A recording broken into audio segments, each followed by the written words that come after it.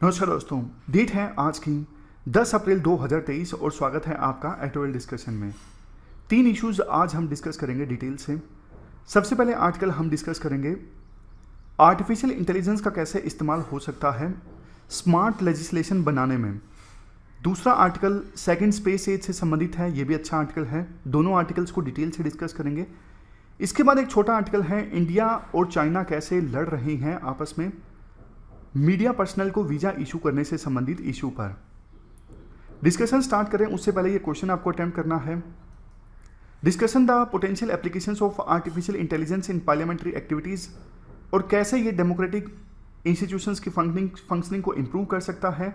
लेकिन उसके बाद आपको चैलेंजेस और लिमिटेशंस एनालाइज करनी है इस कंटेक्स्ट में, और सबसे लास्ट में कुछ सजेशंस भी देने हैं कैसे उनको ओवरकम किया जाए। 15 मार्क्स का ये क्वेश्चन है, पॉइंट्स फॉर्म में आपको लिखना है। इसके बाद कोट है all persons ought to endeavour to follow what is right and not what is established. सभी लोगों को ना व्हाट इज राइट इस पे फोकस करना चाहिए, ना कि इस चीज पे एस्टैब्लिश्ड क्या है। इसका एग्जांपल आप दीजिए, क्या एग्जांपल दोगे इसका? जब भी ऐसी कोई बात होती है तो आपको सती प्रथा का एग्जांपल याद आता है, लेकिन अच्छे एग्जांपल्स भी आप ले सकते हो। जैसे मीठू मूवमेंट हुई थी, मीठू मूवमेंट में ना इस्टैब्लिश तो ये था कि जिसके साथ सेक्सुअल हरासमेंट हुआ है उसको चुप रहना चाहिए। स्टिग्मा अटैच है, समाज उन लड़कियों को गलत निगाहों से देखता है जिनका पब्लिक में पता लग जाता है कि इनका सेक्सुअल हरासमेंट हुआ है। बावजूद इसके कुछ ब्रेव लड़कियां पब्लिक डोमेन में आई, उन्होंने बताया हमारे साथ गलत हुआ है। उन्होंने ना इस चीज़ को चैलेंज किया, क्या इस्टैब्लिश था उसको फॉलो नहीं किया, क्या सही था उस समय जनता को बताना कि हमारे साथ गलत हुआ है ताकि और किसी के साथ गलत नहीं होना चाहिए। जो सही था उसका पालन किया उन ब्रेव लड़कियों ने उस मीटू मूवमेंट के दौरान। तो आपके दिमाग में कौन सा एग्जाम्पल आया है आप सोचिए। अब चलिए डिस्कशन स्टार्ट करते हैं। फर्स्ट इंपोर्टेंट आर्टिकल कानून बनाने की प्रक्रिया में आर्टिफिशियल इंटेलिजेंस के इस्तेमाल से संबंधित है। आप जीएस पेपर सेकंड और जीएस पेपर 3 के इन टॉपिक्स से आर्टिकल को रिलेट कर सकते हो। देखो, बेसिक्स की बात पहले करते हैं। आर्टिफिशियल इंटेलिजेंस का क्या मतलब है? सिंपल भाषा में आपको बताता हूं। जब मशीन देखो इंसान की तरह काम करने लगती है ना, देखो इंसान कैसे काम करता है। इंसान अपना दिमाग लगाता है, रीजनिंग की पावर इस्तेमाल करता है, सोच समझ के फैसले लेता है। आमतौर पर कुछ समय पहले तक मशीन के पास ये कैपेबिलिटी नहीं होती थी। मशीन को तो सिर्फ जो बोल दिया, यानी कंप्यूटर को जो कमांड दे दी वैसे ही काम करती थी। लेकिन आर्टिफिशियल इंटेलिजेंस टेक्नोलॉजी पिछले कुछ सालों में इमर्ज होकर आई है। इस टेक्नोलॉजी में मशीन इंसान की तरह इंटेलिजेंस का यूज करती है और फैसले लेती है। हाल ही में रिसेंट एग्जांपल है चैट जीपीटी।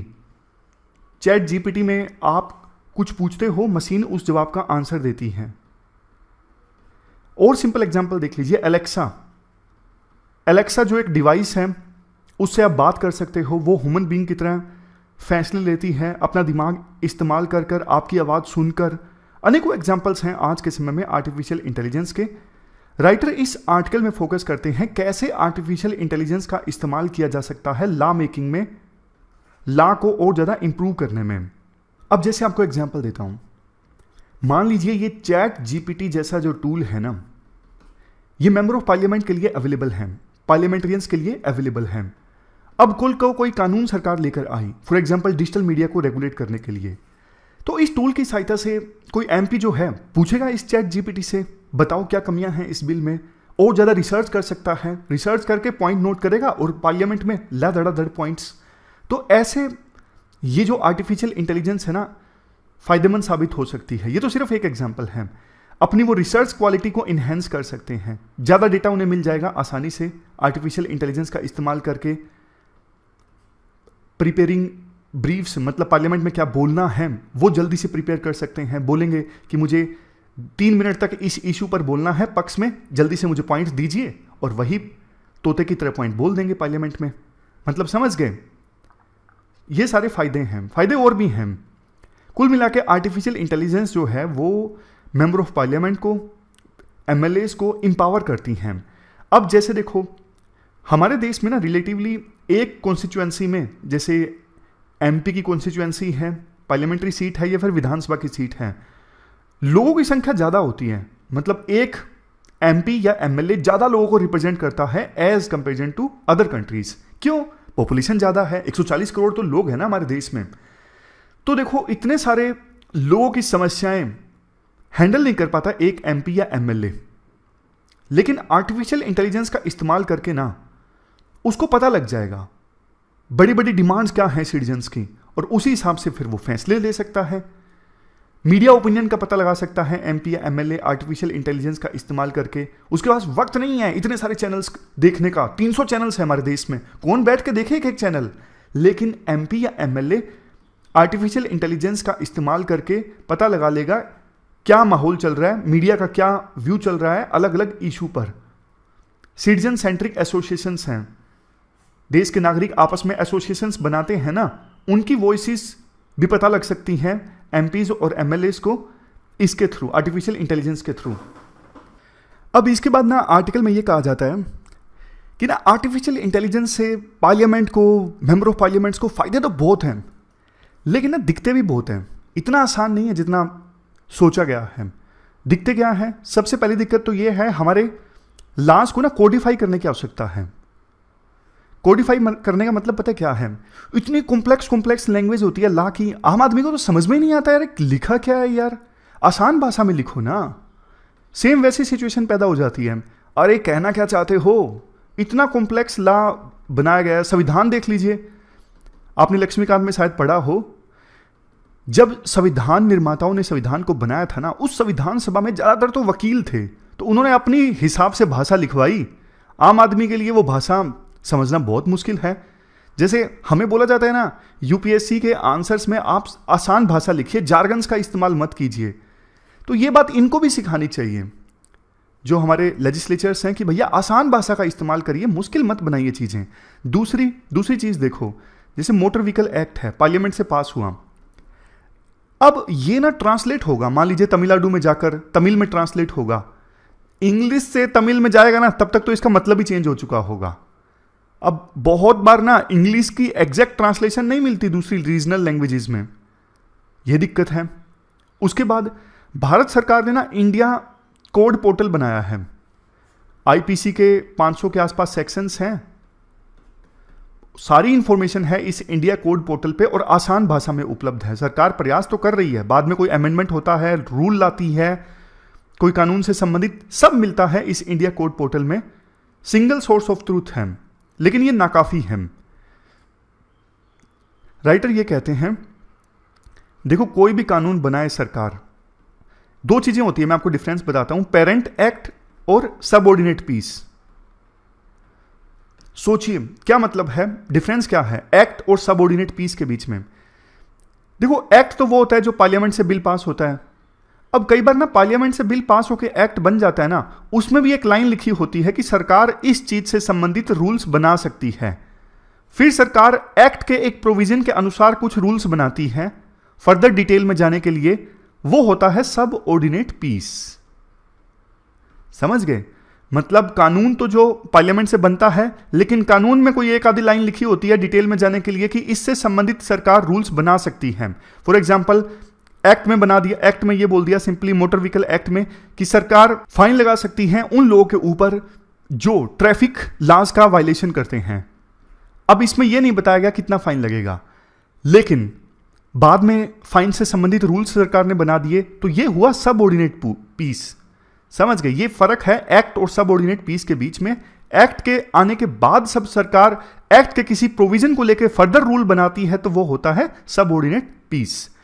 तो ना इंटरफेस ऐसा होना चाहिए, मतलब लॉज का इंडिया कोड पोर्टल पे सभी कानून एक जगह पे आसान भाषा में, कानून के अंदर जो रूल सरकार ने बाद में बनाए हैं एक जगह पे आसान भाषा में, तब जाके फायदा होगा। नेक्स्ट चीज, अभी तो देखो कोविड का एग्जांपल देते हैं। कोविड-19 की महामारी के दौरान ना धड़ाधड़ नोटिफिकेशंस, स्टेट गवर्नमेंट की अपनी नोटिफिकेशंस, सेंट्रल गवर्नमेंट की अपनी नोटिफिकेशंस, कितनी नोटिफिकेशंस आई, बहुत ज्यादा। मतलब नोट्स बनाने बैठेंगे तो 4-5 नोटबुक्स तो आराम से भर जाएंगी। इसके बाद ना राइटर ये बोलते हैं एक सेंट्रल लॉ इंजन होना चाहिए, मतलब एक कॉमन वेबसाइट सारे लॉ से संबंधित। अब किसी महाराष्ट्र में किसी एंटरप्रेन्योर को कोई कंपनी खोलनी है, सीधा जाए इस वेबसाइट पे, पूछे कि भैया मुझे क्या कॉम्प्लायंस चाहिए, मैन्युफैक्चरिंग यूनिट मुझे ओपन करनी है, किन किन कानूनों का मुझे पालन करना है, एक बारे में बता दीजिए, ताकि मैं डिसीजन ले सकूं मुझे करना है या नहीं करना है। उसके बाद नेक्स्ट एग्जाम्पल देखिए, अब कोई जानना चाहता है कि मैं इस स्कीम का बेनिफिशियरी हूं या नहीं हूं, सीधा जाए इस सेंट्रल लॉ इंजन वाली वेबसाइट पे, देखे कि क्या क्या रिक्वायरमेंट है, पता लग जाएगा कि वो एलिजिबल है या फिर नहीं है। अब ये वाली बात तो मैंने आपको बताई।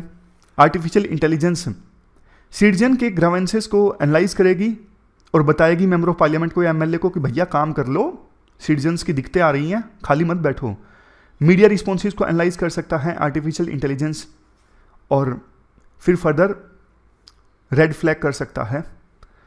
अब इसके बाद एग्जाम्पल दिए जाते हैं। कई सारे देशों में तो ना आर्टिफिशियल इंटेलिजेंस का इस्तेमाल होना स्टार्ट हो गया है पार्लियामेंट्रियंस के लिए। जैसे यूएसए का एग्जाम्पल है, यूएसए के जो पार्लियामेंट्रियंस है ना, वो इस्तेमाल कर रही हैं आर्टिफिशियल इंटेलिजेंस का। बिल, अमेंडमेंट, करंट लॉज, सबके बीच में अगर डिफरेंस को एनालाइज करना हो ना, तो आर्टिफिशियल इंटेलिजेंस का इस्तेमाल होता है। इसके बाद नीदरलैंड का एग्जाम्पल लीजिए। नीदरलैंड में जो प्रतिनिधि है ना, रिप्रेजेंटेटिव हैं, जो भी स्पीच देते हैं वो आसानी से टेक्स्ट फॉर्म में आ जाती है। समझ गए? मतलब लिखने की जरूरत नहीं पड़ती, एक बंदा बिठाने की जरूरत नहीं पड़ती कि प्रतिनिधि क्या स्पीच दे रहा है उसको फिर नोटबुक में वो लिखेंगे, उसको पब्लिश करेंगे। नहीं, स्पीच टू राइट फंक्शन है, जो भी स्पीच दी जा रही है वो ऑटोमेटिक आर्टिफिशियल इंटेलिजेंस की सहायता से टेक्स्ट फॉर्म में आ जाती है। इंसान के बजाय मशीन सुनती है। अब इंसान मशीनों को गुलाम बना रहा है, आने वाले समय में हो सकता है मशीन इंसान को गुलाम बना ले। आजकल वैसे देखने को मिल भी रहा है, कई सारी मूवीज भी इस पे आ चुकी हैं। खैर, जापान का आर्टिफिशियल इंटेलिजेंस टूल देखिए। जो बिल वहां पे पास होता है ना, अब समरी देनी होती है मीडिया को, आर्टिफिशियल इंटेलिजेंस की सहायता से ऑटोमेटिक समरी जनरेट हो जाती है, ऑटोमेटिक हाइलाइट्स बन जाती हैं। इसके अलावा दिन में जो भी काम हुआ उसकी ऑटोमेटिक हाईलाइट जनरेट हो जाती है। हमारे देश की बात करते हैं, इसके बाद इंडिया की। इंडिया भी देखो इनोवेट तो कर रहा है इस क्षेत्र में, कैसे पार्लियामेंट्री एक्टिविटीज को और ज़्यादा डिजिटल बनाया जाए। वन नेशन वन एप्लीकेशन का कंसेप्ट आया, निशान बोल रहा हूं, नेशनल ई विधान पोर्टल आया। वन नेशन वन एप्लीकेशन तो उस प्रकार की है कि सारी गवर्नमेंट सर्विसेज से एक ही एप्लीकेशन से आप एक्सेस कर सको। नेशनल ई विधान पोर्टल लेजिस्लेचर की जो एक्टिविटीज होती हैं हाउस में, उसको पेपरलेस बनाया जा सके, उससे संबंधित है ये नेशनल ई विधान पोर्टल। अब लास्ट में राइटर ये बोलते हैं, फर्दर ये इस्तेमाल हो सकता है आर्टिफिशियल इंटेलिजेंस का कि जो इतना सारा डेटा सेट है ना, सेंसस का, हाउस होल्ड कंजप्शन का, टैक्स पेयर्स का डेटा, बेनिफिशरीज जो हैं अलग अलग स्कीम्स के वो डेटा, इस सारे डेटा की सहायता से ना सिमुलेशन किया जा सकता है। सिमुलेशन मतलब अगर ये स्कीम हम लॉन्च करेंगे तो इसका कितना इंपैक्ट देखने को मिलेगा, कितने लोगों को इंपैक्ट देखने को मिलेगा, कितना इनकम लेवल इंप्रूव होगा, वो सब पहले ही मॉडलिंग की जा सकती है कंप्यूटर पर बैठ के। ये सारा काम कर देगा आर्टिफिशियल इंटेलिजेंस। इंसान के लिए इतनी सारी कैलकुलेशंस एक ही समय में करना थोड़ा मुश्किल पड़ता है। इसके बाद आर्टिफिशियल इंटेलिजेंस ये भी बता सकता है कि ये सारे कानून भैया पुराने हो गए हैं, बदल दो। जैसे डिजीज एक्ट, ये एपिडेमिक डिजीज एक्ट 1897 कितने साल पुराना है। पेंडेमिक में इसी एक्ट का इस्तेमाल किया गया इतनी बड़ी महामारी को संभालने के लिए। आईपीसी सेक्शन 309 देख लीजिए, जो सुसाइड है ना उसे डीक्रिमिनलाइज किया जा चुका है। आईपीसी सेक्शन 309 में अभी तक नहीं हटाया है। आईपीसी सेक्शन 309 के अनुसार अभी भी सुसाइड करना एक ऑफेंस है, क्रिमिनल ऑफेंस है। लेकिन लॉजिक देखिए क्या है, जो पर्सन सुसाइड करने गया है उसको इलाज की जरूरत है, दिमागी रूप से जो बीमार है, जो सुसाइड करने गया है उसे इलाज की जरूरत है, या फिर उस पर मुकदमा दर्ज करके उसे जेल में बंद करने की आवश्यकता है। कैसा कानून था ये? अभी तक आईपीसी सेक्शन 309 है। वैसे मेंटल हेल्थ से संबंधित एक एक्ट आया था, उसमें तो डीक्रिमिनलाइज कर दिया, लेकिन अभी तक हटाया नहीं है आईपीसी सेक्शन 309 से। 100 साल पुराने कानून है कई तो। देखो, press and registration of books act 1867, public gambling act 1867, prison act 1894। अंग्रेज छोड़ चले गए लेकिन कानून अभी भी उनके चल रहे हैं। हमें हटा देना चाहिए कानून, क्यों ले रहे हैं हम इनको अभी भी। तो राइटर लास्ट में ये बोलते हैं, देखो कोविड-19 की महामारी के बाद ना डिजिटल इंडिया इनिशिएटिव और ज़्यादा तेजी से चलने लगा। आज आर्टिफिशियल इंटेलिजेंस का ज़्यादा अच्छे से इस्तेमाल किया जा सकता है पार्लियामेंट्री एक्टिविटीज़ के लिए, बट बस एक बात का ख्याल रखा जाए, ये मीन्स टू एंड है, मतलब एक बड़ा पर्पज सर्व करने का इस्तेमाल है आर्टिफिशियल इंटेलिजेंस, एंड ना बन जाए अपने आप में। समझ गए? जैसे गांधी जी हमेशा बोलते हैं, मीन्स अगर खराब हैं तो एंड अच्छे नहीं हो सकते। चोरा चोरी घटना के दौरान थोड़ा सा वायलेंस हुआ, उन्होंने नॉन कोऑपरेशन मूवमेंट को बंद कर दिया था। इसके बाद हम आर्टिकल डिस्कस करते हैं स्पेस एज से संबंधित। राकेश सूद ने ये आर्टिकल लिखा है। देखो, फर्स्ट स्पेस एज स्टार्ट हुई 1957 में। स्पेस एज मतलब विभिन्न देशों के बीच में ना, खास करके उस समय यूएसए और यूएसएसआर के बीच कंपटीशन स्टार्ट हो गया था, होड़ मच गई थी, कौन स्पेस में जल्दी जाएगा, कौन ज्यादा सैटेलाइट लॉन्च करेगा, कौन चंद्रमा पर पहला साइंटिस्ट भेजेगा। दोनों के बीच में कंपटीशन स्टार्ट हो गया था। इस कंपटीशन के चलते ना बहुत सारी एडवांसमेंट आई स्पेस सेक्टर में, नई नई टेक्नोलॉजीज आई। जैसे देखो, 1957 में पहली बार यूएसएसआर ने स्पुतनिक सैटेलाइट लॉन्च किया, स्पुतनिक 1। 1961 में यानी 1961 में यूरी गागरिन ये स्पेस में गए, फर्स्ट पर्सन बने धरती से जिन्होंने स्पेस की यात्रा की। उसके बाद नील आर्मस्ट्रॉन्ग, ये पहले ऐसे पर्सन बने जो 1969 में पहली बार मून पर पहुंचे, इतिहास रच दिया, पहला ऐसा इंसान जिसने चंद्रमा पर कदम रखे। तो ये फर्स्ट स्पेस एज था। अब देखो, राइटर कहते हैं सेकंड स्पेस एज चल रहा है। सेकंड स्पेस एज में इंडिया के पास मौका है। इंडिया ने पहला स्पेस एज में ठीक ठाक काम किया, हालांकि यूएस और यूएसएसआर के मुकाबले काम नहीं किया, लेकिन फिर भी इंडिया बाकी डेवलपिंग कंट्रीज के मुकाबले में ठीक ठाक रहा। पहली स्पेस एज की अपेक्षा करते अभी जो दूसरी स्पेस एज है ना, वो काफी तेजी से चल रही है। पिछले साल 180 रॉकेट्स लॉन्च हुए, उसमें से 61 तो इलोन मस्क की स्पेसएक्स कंपनी के द्वारा लॉन्च किए गए। 2020 के बाद जितने भी सैटेलाइट लॉन्च हुए हैं ना, उसमें से 90% तो इनके द्वारा लॉन्च किए गए हैं, प्राइवेट सेक्टर के द्वारा। अब ना, पहले ना राइटर थोड़ी सी स्टोरी शेयर करते हैं, कहानी शेयर करते हैं, इंडिया की स्पेस कहानी। इंडिया ने कैसे स्पेस में तरक्की की धीरे धीरे करके। जब देखो, यूएसए और यूएसएसआर स्पेस में अपने डोमिनेंस इस्टेब्लिश करने के लिए लड़ रहे थे ना, मारामारी चल रही थी, उस समय पहली बार इंडिया ने ना एक सैटेलाइट लॉन्च किया था। यूएसए से एक सैटेलाइट लिया था इंडिया ने, नाइकी अपाचे। ये साउंडिंग रॉकेट था। साउंडिंग रॉकेट वो होते हैं जो स्पेस में जाते हैं, मतलब अर्थ से थोड़ी दूरी पर जाते हैं ऊपर, और एटमॉस्फेयर के मेजरमेंट लेके थोड़ा सा डेटा इकट्ठा करके वापस आ जाते हैं। एक्सपेरिमेंट और रिसर्च करने के लिए होते हैं ये साउंडिंग रॉकेट। तो 1969 में यूएसए से हमने एक सैटेलाइट लिया, साउंडिंग रॉकेट था, केरला के थुम्बा से लॉन्च किया। तो ये शुरुआत हो गई यहीं से हमारी स्पेस जर्नी की। अब 1969 में उसके बाद इसरो इस्टेब्लिश हुआ। आज देखो, ये सिचुएशन आ गई है, 15,000 एम्प्लॉइज इसरो में काम करते हैं, एनुअल बजट है 12,000 करोड़ से लेकर 14,000 करोड़ के बीच में। अब इसरो का फोकस ना सोशल ऑब्जेक्टिव्स पे ज्यादा है, कैसे ऐसे ऐसे इनिशिएटिव लॉन्च किए जाएं जिससे जनता को फायदा हो। अब इसके बाद आगे की स्टोरी शेयर की जाती है। 1975-76 में यूएसए से एक सैटेलाइट हमने लीज पे लिया था, उधारी पे लिया था, किराया हम देते थे। प्रोजेक्ट का नाम था site, satellite instructional television experiment. इस सैटेलाइट की सहायता से ब्रॉडकास्टिंग की गई थी, यानी देश के कुछ इलाकों में 2400 गांव में टीवी की सर्विसेज प्रोवाइड की गई थी सैटेलाइट की सहायता से। उसके बाद इनसेट सीरीज लॉन्च की गई 1980s में, और जी सेट सीरीज लॉन्च की गई उसके बाद। ये जो सीरीज थी ना, इनसेट और जी सेट, ये तो देश की एक प्रकार से ना रीढ़ की हड्डी बनी ब्रॉडकास्टिंग इंफ्रास्ट्रक्चर के लिए, टेलीकम्युनिकेशन के लिए, फोन पर बात करनी हो, टीवी देखना हो, ये सब मुमकिन हो पाया जी सेट जैसी सीरीज के बदौलत। अब इसके बाद धीरे धीरे इंडिया ने रिमोट सेंसिंग कैपेबिलिटी डेवलप की। रिमोट सेंसिंग टेक्नोलॉजी में क्या होता है, फॉर एग्जांपल ये लैंड है, ऊपर कोई सैटेलाइट है, ड्रोन है, इनकी सहायता से ना अर्थ को ऑब्जर्व किया जाता है। सेंसर्स लगे होते हैं, उन सेंसर्स की सहायता से ना डेटा इकट्ठा किया जाता है। For example ocean set series है। अब इस ओशन सेट सीरीज में ना ओशंस का, कोस्टल एरियाज का डेटा इकट्ठा किया जाता है, जैसे ओशन का टेम्परेचर कितना है, कलर कितना है, सैलिनिटी कितनी है। इसके बेस पे फिर बहुत सारा डेटा दिया जाता है, ओशन करंट से संबंधित, बारिश से संबंधित, क्लाइमेट चेंज से संबंधित। समझ गए, ये फायदा होता है ओशनसेट सीरीज का। और एग्जांपल देखिए रिमोट सेंसिंग प्रोग्राम का कार्टोसैट सीरीज। कार्टोसैट सीरीज में भी यही होता है, ऊपर से अर्थ को ऑब्जर्व किया जाता है सैटेलाइट्स के माध्यम से फॉर एग्जांपल। तो फिर ना ये बताया जाता है कि जैसे शहर है, किसी शहर में कहाँ पे डेवलपमेंट ज़्यादा हो रही है, कहाँ पे कम हो रही है, कहाँ पे ज़्यादा लोग अब सेटल डाउन हो रहे हैं, यहाँ पर सरकार को ज़्यादा ध्यान देने की आवश्यकता है, कहाँ पे डिफोरेस्टेशन ज़्यादा हो रहा है, पेड़ ज़्यादा काटे जा रहे हैं, कहाँ पे हरियाली कम है। ये सारी इन्फॉर्मेशन इकट्ठी की जाती है कार्टोसैट सीरीज में जो सैटेलाइट्स लॉन्च किए गए हैं उनके माध्यम से।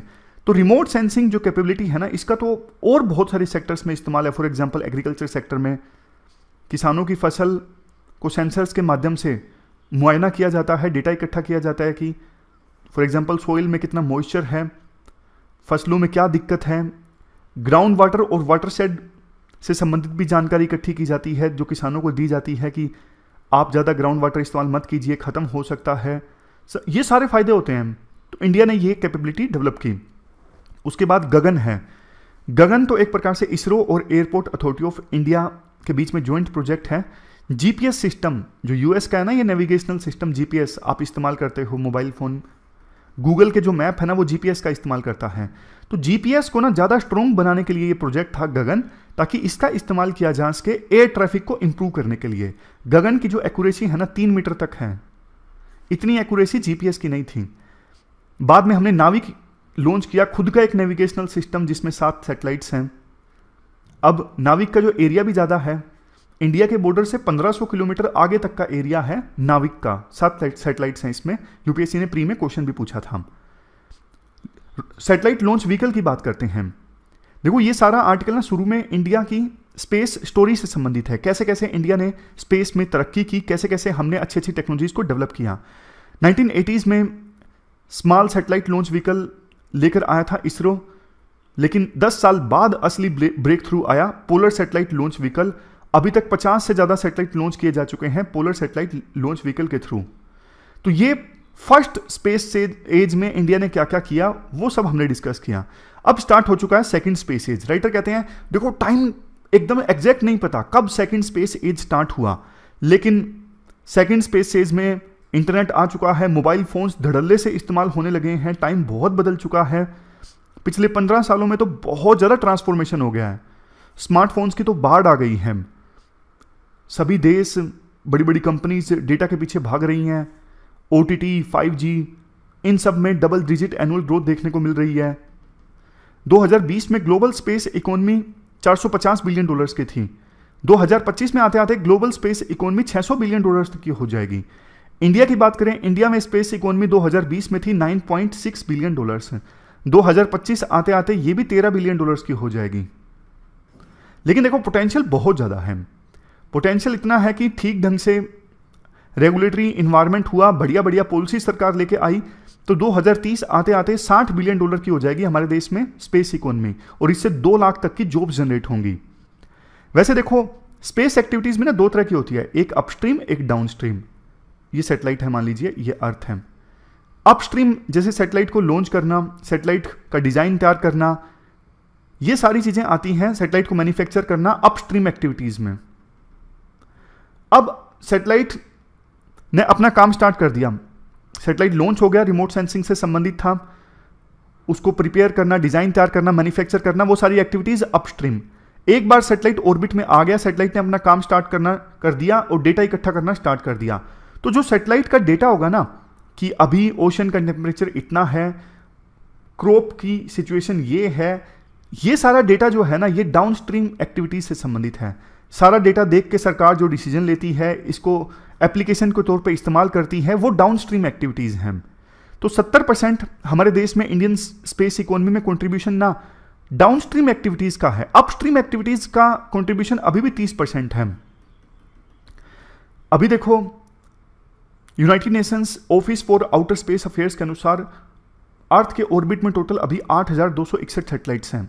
उनमें से 5,000 तो एक्टिव हैं, बाकी ठप पड़ गए हैं, घूम रहे हैं वैसे ही, कोई यूज में नहीं है, संपर्क टूट गया है नीचे से। ऐसे ऐसे सैटेलाइट्स भी घूमते रहते हैं ज़ोंबीज की तरह। 2010 आते आते हर साल 60 से लेकर 100 सैटेलाइट्स लॉन्च होते थे एक साल में। 2020 में टोटल पता कितने सैटेलाइट्स लॉन्च किए गए? 1283। अब तो सैटेलाइट लॉन्च करना जैसे बच्चों का खेल हो गया है, समझ गए। इलोन मस्क की कंपनी जो है स्टारलिंक, इनका एक प्रोजेक्ट चल रहा है। स्पेस एक्स कंपनी है इलोन मस्क की, स्पेस एक्स कंपनी का प्रोजेक्ट है स्टारलिंक। अब इसमें ना 40,000 सैटेलाइट्स लॉन्च करने का प्लान है स्टारलिंक प्रोजेक्ट में, लो अर्थ ऑर्बिट में। और जब ये 40,000 सैटेलाइट्स लॉन्च हो जाएंगे ना, सारे आपस में कनेक्टेड रहेंगे, पूरे अर्थ पर इंटरनेट सर्विस प्रोवाइड करने का प्लान है इस प्रोजेक्ट में। ऐसे ऐसे और भी प्रोजेक्ट हैं। वन वेब प्रोजेक्ट में तो एयरटेल का इन्वेस्टमेंट है। अमेजोन की कंपनी, सॉरी जेफ बेजोस की कंपनी है अमेजोन, इन्होंने अपना प्रोजेक्ट लॉन्च किया, प्रोजेक्ट कूपियर। ये भी सस्ती इंटरनेट सर्विस प्रोवाइड करना चाहते हैं। तो इन प्रोजेक्ट्स को स्टार्ट करने के लिए, इंप्लीमेंट करने के लिए बहुत सैटेलाइट्स लॉन्च होंगे। अब इसके बाद लास्ट में आर्टिकल में बोला जाता है कि इंडिया का जो स्पेस सेक्टर है ना, वो भी सेकंड स्पेस एज में जो डिमांड आ रही है उनको फुलफिल करने के लिए आगे आ रहा है। आज से 5 साल पहले तक तो इंडिया में स्टार्टअप्स की संख्या बहुत कम थी, 12 के आसपास। अब तो 100 से ज़्यादा स्पेस सेक्टर से संबंधित स्टार्टअप्स हैं हमारे देश में। इन्वेस्टमेंट भी बढ़ी है। 2018 में इन्वेस्टमेंट आई $3 मिलियन, लेकिन 2021 में इन्वेस्टमेंट आई $65 मिलियन। तो जैसे देखो आईटी इंडस्ट्री एकदम से ग्रो की थी ना 1990s में, अब मौका है स्पेस इंडस्ट्री हमारे देश में एकदम से ग्रो की जा सकती है। प्राइवेट सेक्टर की एनर्जी को अच्छे से यूटिलाइज किया तो इसरो पहले 4 से 5 सैटेलाइट, आज के समय में इसरो 4 से 5 सैटेलाइट्स लॉन्च करता है एक साल में। 53 सैटेलाइट्स अभी ऑपरेशनल है जिनको मैनेज कर रहा है इसरो। 21 कम्युनिकेशन से रिलेटेड है, 21 अर्थ को ऑब्जर्व करने से संबंधित है, 8 नेविगेशन से रिलेटेड हैं और बाकी बचे हुए साइंटिफिक एक्सपेरिमेंटल सैटेलाइट्स हैं। लेकिन देखो इंडिया के अगेंस्ट चाइना पता कितने सैटेलाइट्स मैनेज कर रहा है? 541। इंडिया मैनेज कर रहा है ऐसे ऐसे मिशंस, या तो काम कर रहा है या लॉन्च कर दिया है Chandrayaan, Mangalyaan, Gaganyaan, man space missions. India के जो स्टार्टअप्स हैं ना, उनकी ना इसरो के साथ रिलेशनशिप को और ज़्यादा मजबूत करने की आवश्यकता है, क्योंकि अगली जो स्पेस एज में ग्रोथ आएगी ना, वो प्राइवेट कंपनीज के थ्रू आएगी। इसरो को ना अभी फिलहाल देखो, इसरो ऑपरेटर भी है, यूजर भी है, सर्विस प्रोवाइडर भी है, लाइसेंसर भी है, रूल मेकर भी है, इंक्यूबेटर भी है, सब कुछ है इसरो कैसे अपनी एक्सपर्टीज का बेहतर ढंग से इस्तेमाल कर सकता है प्राइवेट कंपनीज को सिखाने के लिए, यह सबसे बड़ा पॉइंट है जिस पर सरकार को ध्यान देने की आवश्यकता है। 2017 में सरकार ने एक बिल इंट्रोड्यूस किया था, first draft space activities bill. Lapse हो गया 2019 में, 2 साल रहा पार्लियामेंट में, चर्चा वगैरह हुई, कुछ खास बात आगे बढ़ी नहीं, लैप्स हो गया। उसके बाद PSLV और SSLV launch, polar satellite launch vehicle, small satellite launch vehicle, इन रॉकेट्स की सहायता से सैटेलाइट को लॉन्च करना है। प्राइवेट कंपनीज का सैटेलाइट है, लेकिन सरकार के जो इसरो के ये सैटेलाइट लॉन्च व्हीकल है ना, इनको इस्तेमाल करना है। इससे संबंधित सर्विसेज पहले प्रोवाइड होती थी एक कंपनी के थ्रू जिसका नाम था अंतरिक्ष। अब इसके लिए नई कंपनी बनाई गई है न्यू स्पेस इंडिया लिमिटेड। आपको कोई सैटेलाइट लॉन्च करवाना है तो आप इसके पास जाइए, न्यू स्पेस इंडिया लिमिटेड, बोलिए सैटेलाइट लॉन्च करवाना है, आपका व्हीकल दे दीजिए। एक और सेंटर है Indian space centre promotion and authorisation centre, IN space. ये तो हाल फिलहाल में सेटअप हुआ था 2020 में। ये प्राइवेट सेक्टर के लिए सिंगल विंडो क्लियरेंस का काम करता है। मतलब अभी वैसे ये तो क्लियर नहीं है ये लाइसेंसिंग अथॉरिटी है या फिर रेगुलेटर है, लेकिन अगर कोई प्राइवेट कंपनी को काम करना है स्पेस सेक्टर में तो इस सेंटर के पास जाके लाइसेंस वगैरह ले सकते हैं, अप्रूवल वगैरह ले सकते हैं। इसके अलावा एक एसोसिएशन है इंडियन स्पेस एसोसिएशन, ये स्पेस सेक्टर में काम करने वाली प्राइवेट कंपनीज की एसोसिएशन है। कंक्लूड करते हुए राइटर ये बोलते हैं, देखो सरकार ना अलग अलग पॉलिसी पेपर तो लाई हैं, जैसे telecom policy, earth observation policy, FDI से संबंधित पॉलिसी, लेकिन स्पेस सेक्टर से संबंधित ना एक कॉम्प्रिहेंसिव कानून की आवश्यकता है, एक रेगुलेटरी अथॉरिटी स्टैब्लिश करने की आवश्यकता है जो एक बढ़िया इकोसिस्टम बनाए, वेंचर कैपिटल बढ़िया आ सके हमारे देश में, इन्वेस्टमेंट अच्छी आ सके। तो इंडिया के पास ना मौका है, स्पेस एज है अभी, इंडिया के पास बढ़िया मौका है सेकंड स्पेस एज में अपने स्पेस सेक्टर को बूस्ट करने का। तो ये पूरा आर्टिकल हमने डिस्कस किया, चलते हैं आगे।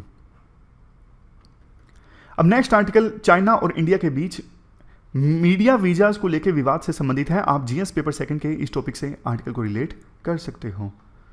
देखो 2016 में ना एक घटना घटी थी। क्या घटना थी? 2016 से पहले चाइना और इंडिया एक दूसरे के पत्रकारों को ना 1 साल तक का वीजा दिया करते थे, लेकिन ना उस समय चाइना की एक पब्लिकेशन है जिनुआ के जो 3 रिपोर्टर्स हैं ना, एक तिब्बतियन सेटलमेंट में तिब्बत के एक ऑफिस में जाने की कोशिश कर रहे थे, लेकिन इसके लिए ना उन्होंने होम मिनिस्ट्री से परमिशन नहीं ली थी।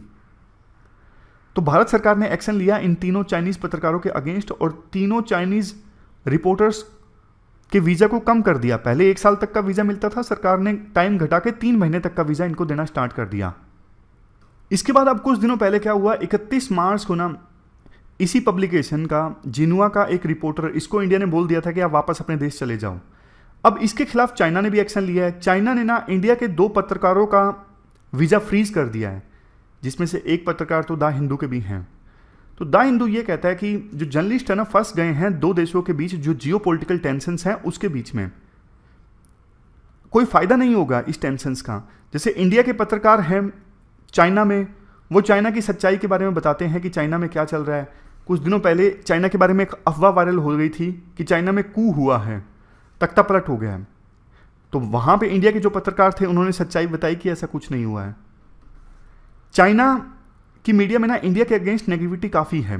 तो चाइना के पत्रकार अगर इंडिया की धरती पर आके काम करते हैं ना, तो वो इंडिया की सच्चाई जानते हैं और बताते हैं अपनी मीडिया पब्लिकेशंस को, तो इंडिया के बारे में भी सच्चाई सामने आती है। लेकिन अगर दोनों एक दूसरे के पत्रकारों के वीजास को फ्रीज कर देंगे ना, इंडिया को चाइना के अंदर क्या हो रहा है बिल्कुल जानकारी नहीं मिलेगी, और चाइना को इंडिया के अंदर क्या हो रहा है बिल्कुल जानकारी नहीं मिलेगी। और चाइना का देखो, चाइना रेसिप्रोसिटी की बात करता है ना। चाइना बोलता है कि इंडिया ने जो एक्शन लिया उसके बदले हम एक्शन ले रहे हैं, जैसे को तैसा हम कर रहे हैं। भैया आप एक चीज पे ये तो ध्यान दो, आपके पत्रकारों को इंडिया में कितनी आज़ादी मिलती है, कहीं पे भी जा सकते हैं वो। क्या भारतीय पत्रकारों को चाइना में उतनी आज़ादी मिलती है? कतई नहीं मिलती। फिर उसके बाद इंडिया के बारे में बोलते हैं राइटर कि इंडिया तो वर्ल्ड की सबसे बड़ी डेमोक्रेसी है, G20 को इंडिया इस बार होस्ट कर रहा है। परंतु भारत सरकार भी ना चाइना की तरह एक्ट कर रही है। चाइना जैसे पत्रकारों को दबाता है ना, उन पर रिस्ट्रिक्शंस लगाता है, हरास करता है। भारत सरकार भी कुछ कुछ उसी नक्शे कदम पे चल रही है। जैसे BBC डॉक्यूमेंट्री आई थी, उसके खिलाफ उसके बाद BBC के अगेंस्ट एक्शन लेना, और अब चाइना के पत्रकार को निकालना। मतलब विदेशी जो पत्रकार है ना, उनके अगेंस्ट भारत सरकार अभी काफ़ी सख्त हो गया है। इसके बाद चाइना का पॉइंट फिर से बोला जाता है। देखो जो ये चाइना की पब्लिकेशंस है ना, जिनुआ और CGTN, इनका काम नहीं रुकेगा, क्योंकि इनके पास तो इंडियन एम्प्लॉयज़ भी हैं जो इनको खबर देते रहेंगे। बट चाइना में ना कोई विदेशी प्रेस एजेंसी चाइनीज एम्प्लॉय नहीं रख सकती। असिस्टेंट बेशक रख सकती है। फॉर एग्जाम्पल इंडिया का द हिंदू है। अब इंडिया का द हिंदू कोई चाइनीज नागरिक को अपना जर्नलिस्ट वहां पे नहीं रख सकता। इंडिया का जर्नलिस्ट वहां पे जाएगा, उसका असिस्टेंट बेशक कोई हो सकता है चाइना का नागरिक, लेकिन चाइना का नागरिक विदेशी न्यूज एजेंसी के लिए जर्नलिस्ट नहीं बन सकता। ऐसा चाइना ने रोक लगाई हुई है। तो काइंड ऑफ यही आर्टिकल है, चाइना और इंडिया मीडिया वीजा पर कैसे लड़ रहे हैं आपस में। तो ये थी हमारी आज की डिस्कशन। आज हमने 3 इश्यूज को डिटेल से डिस्कस किया। Thank you very much for discussion.